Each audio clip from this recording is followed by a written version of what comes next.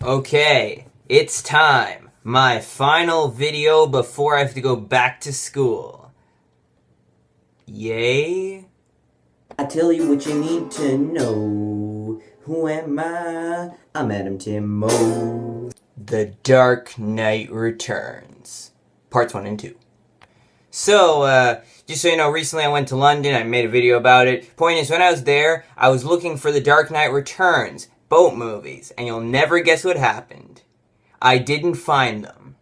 So, unfortunately, I had to get them here for a lot more money, but I still got them, so I still got to see them. Okay, so I'm just gonna talk about them both and then give my rating for both of them at the end, okay? Does it sound good? If it doesn't, then whatever, I'm still gonna do it.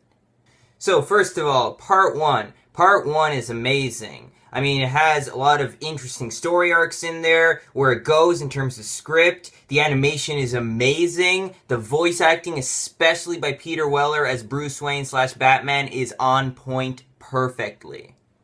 It's a really interesting tale. It's not the most exciting thing ever, but I can overlook that for all the stuff that it does right. There's some great character arcs in there, where they go with them as well. That's really great. They really nailed the characters. They know how to do them. I mean, I haven't read The Dark Knight Returns comic book. I haven't read any comic books, actually, but I know that people have said it's very similar to the comic book, almost like exactly the same, and that's not really a problem. I mean, don't you really want to see that translate onto the big screen? I don't have a problem with that. It also has a great villain and a great new representation of Robin.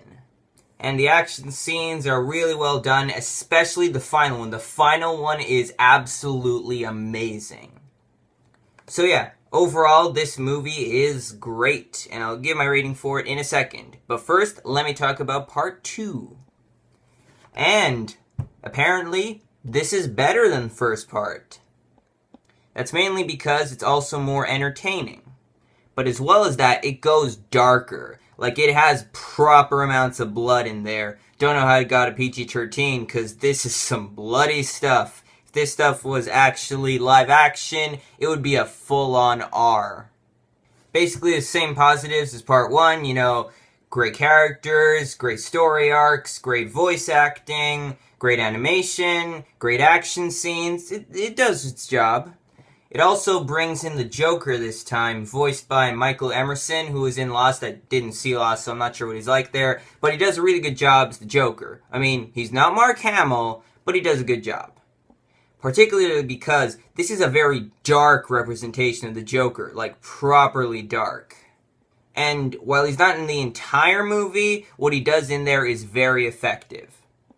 So yeah, I would say that Part 2 is just a little bit, just a little bit better than Part 1. So, those are my thoughts on them. I'm going to give Part 1 a 10 out of 10, and Part 2 also a 10 out of 10. They're great movies, and you should watch them both if you get the chance, and if you don't, still do it. I mean, come on, they're amazing.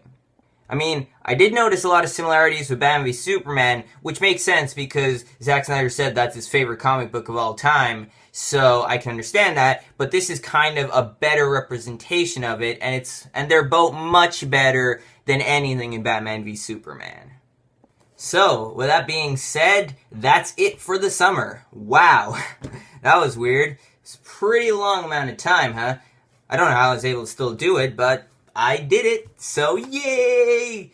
So yeah, with that being said, I'm gonna take a bit of a break now from what I've been doing. I mean, it's really tiring, so I have to take a break now. I'll probably come back in about 2 weeks, possibly more. It'll be around 2 weeks anyway, so if you like this video, please subscribe, and of course, join the Tim Hart.